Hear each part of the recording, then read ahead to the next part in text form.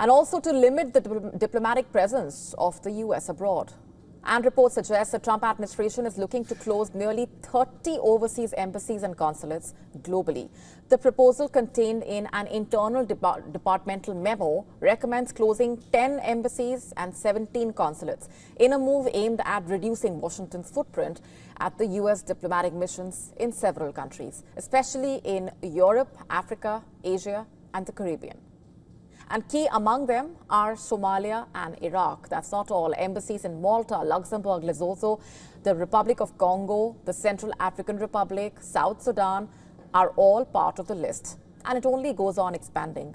The consulates which will be shuttered through this proposal reportedly include 5 consulates in France, 2 in Germany, 2 in Bosnia and Herzegovina, 1 in the UK, 1 in South Africa, 1 in South Korea. That's the embassies and consulates Trump is talking about. But would that mean that diplomatic operations in these parts would take a direct hit? Well, the document proposes a solution to that, as the closed embassies' duties will be covered by outposts in the neighboring countries. And that's significant because embassies and consulates in a way serve as important outposts for the US State Department by providing services like visa processing, assistance for American citizens in need. Not just that, the posts also collect critical information to send back to Washington and often serve as important diplomatic tools as the US looks to counter countries like China. But the bigger question here still is, what exactly prompted Donald Trump to propose such a move in the first place? At the core of it is the Trump administration's bid to shrink the federal government workforce, aided by Elon Musk-backed Department of Government Efficiency.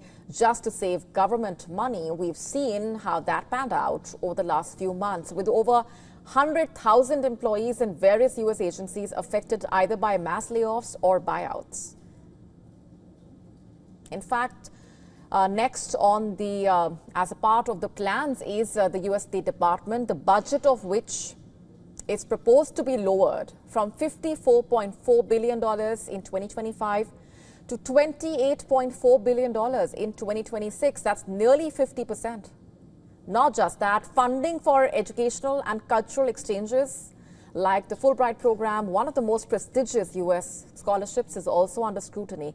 And if that wasn't enough, the new proposal also seeks to eliminate funding for international organizations, including the United Nations and NATO, which could have significant impact on international peacekeeping efforts and entail risks in the face of volatile world order and the implications.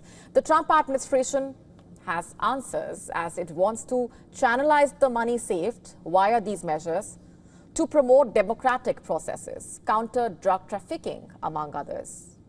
But is the Trump administration moving a mile a minute with its deliberate cost-cutting initiative and simply getting ahead of itself?